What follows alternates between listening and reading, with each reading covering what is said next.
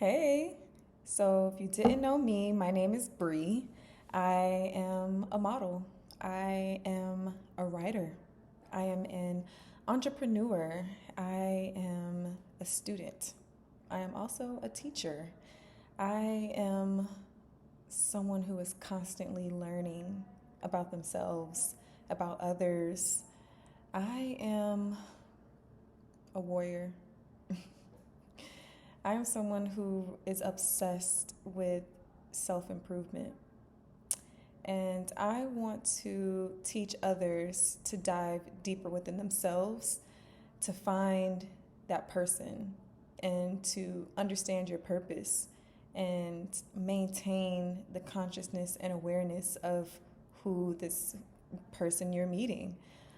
Because I feel like as we grow up and we go from children to adults, it's an interesting journey. And having the proper guidance on that journey is extremely important. And I have been blessed enough to have some really good support with friends, family, strangers. And I want to be that for people as well, because that energy is constantly finding me, and I want to be able to put it back into the world the way it needs to, in a very positive way.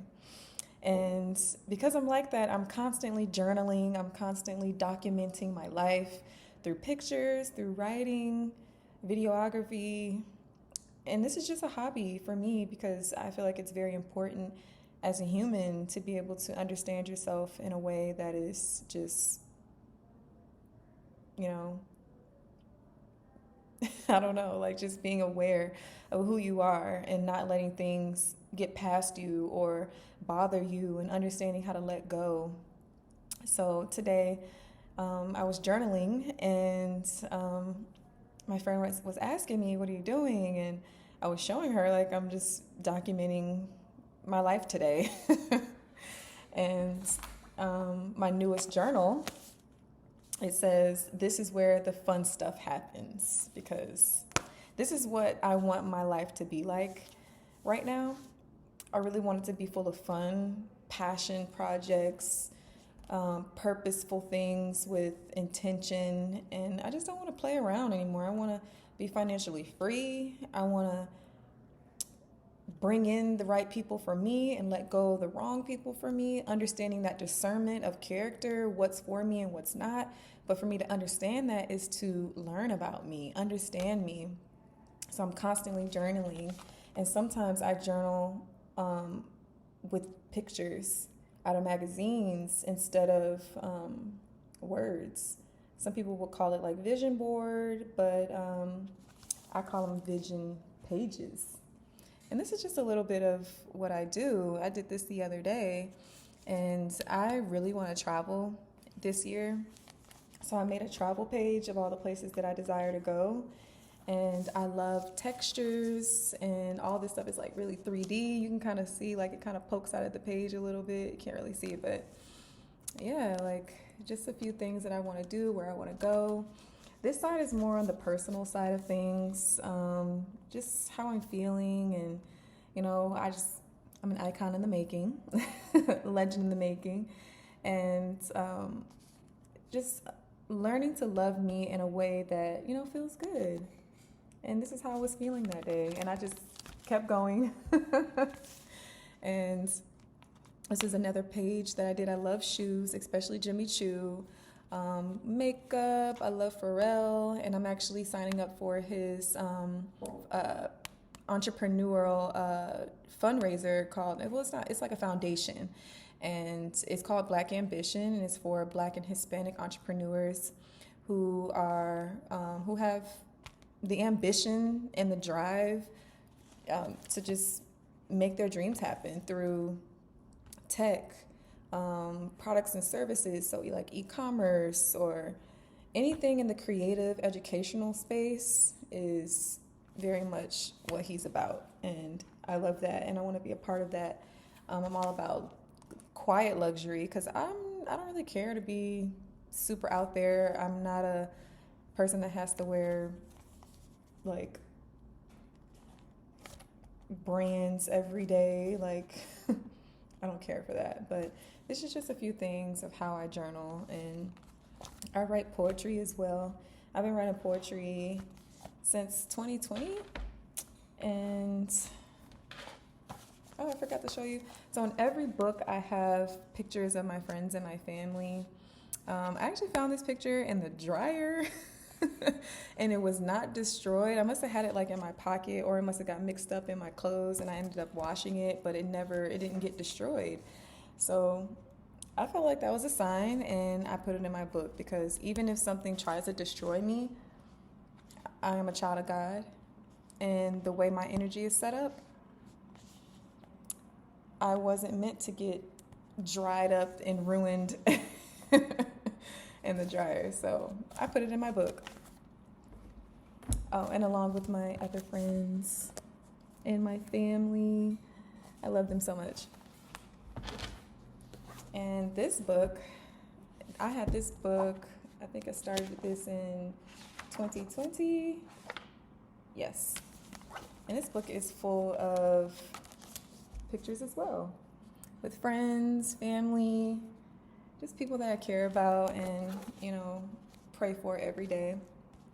And this is the book, the Keep It Real book, that has all the juicy stuff. I mean, top secrets, the best poems that you'll probably ever read in your life. And I think it's time for me to share some of this stuff, because I think it could really help someone through hard times, and even give someone that just feeling thankful and blessed that life is going well, because there's spectrums of life. Life isn't always bad and it isn't always good. And the poems that I have written is everything from good, bad, and everything in between. And I think that could really bring joy and hope and faith and inspiration to others, because it definitely does for me. And I have like $1 million ideas in this book. I wrote on a napkin between me and my mom. And just, it's a powerful, powerful book. And if you want to hear a few poems, comment below and let me know what you guys think. Because, we got stuff from exes, school, self-sabotage, just getting in touch with yourself and understanding your emotions, knowing how to regulate those emotions. Just so much adventure and temptation, and it's just juicy, honey. It is juicy, and I think you guys could really use this. But I feel like there are so many ways that people can understand their path and their purpose. And for me personally, I'm constantly trying to increase my self-improvement. I'm obsessed with just growth and moving forward and thinking of the future, but also being present and knowing when to let go of things, set my boundaries, and setting my boundaries for myself and not letting anybody else go over those either. Setting my standards, having my standards, so I'm not, lowballing myself or putting myself around people that are in survival mode, because I am about thriving. So things like that. And I feel like I came up with like 6 different things that helps me stay consistent within the thriving path instead of the surviving path. And the acronyms add up to, it says winner. So these 6 things are going to be how to be a winner. And the W stands for wait. Being patient with yourself, being patient when it's time to just listen. Because when you're sitting and you're deciding on things, you have to be able to not do anything. Nothing can be happening in these moments. So when you wait, things come to you. in a way that won't come to you if you're constantly talking or you have all these distractions around you. The I stands for internalize, because you have to be able to internalize and understand yourself to know what is good for you. If you don't understand you, nobody else is going to understand you, and you're going to be used up, dried up, just like I almost did in that dryer with that picture. And if you're not internalizing and meditating and releasing, things can get really hard and you end up real stiff, and nobody wants no stiff, person around them, because you're just you're stuffy. And nobody wants that around them, who's open and conscious and creative and thriving. The letter N stands for network, because without a network, you're not really thriving. You won't be able to thrive without a network, because when you have a network, it's easier to get into the rooms from other people to help you get in those rooms than by yourself. The next N is navigate. So whatever industry you're in or whatever you're trying to do, you have to study and you have to learn to navigate within that space, within those people, within that industry, to be able to, again, grow. Because if you don't know where you're going and you're not doing the research, you're just drifting, and you don't want to be a floater, because no one's going to pay attention to you, even if you walk in looking all, but you get the talking and you're not saying anything of relevance. So navigate. The next one is the letter E, and that stands for emotional intelligence. Emotional intelligence is extremely hard for most humans, because we're human and we have a lot of emotions, but you have to know which emotions to bring out, which ones to push out, not use, to use, when to use them, when not to use them. So when you have that type of intelligence in any room, talking to anybody, it can be easier for you, and people will be drawn to you because you're someone with emotional intelligence. And if they see you handle certain situations that can get out of hand, but they don't, because you are someone who is knowledgeable of your emotions, then the respect comes much easier. The last one is a letter R. So the R stands for risk taker. To be a winner, you have to be able to take a risk. If you're not taking risk, my eyelash coming off, y'all. I've had a long day. Don't talk about me. But if you're not taking risk, you're not going to be successful. Success, and to be a winner, you have to know that you're going to might fail. If you have the knowledge that you might fail and you're still willing to take that chance, then you're someone that has the potential to thrive. And I want you guys to also know, being a professional winner or just a winner in general does not mean first place all the time. Like, you don't have to do that. That's not, you don't want to be the asshole. I have to win. Like, no. Because trust me, when your energy is high and you are someone who is not really arrogant, you automatically, can show up as a winner, and you can be in the room with other winners like that. So there's enough room for everybody. I do believe that. I'm not someone who is just like, it has to be me.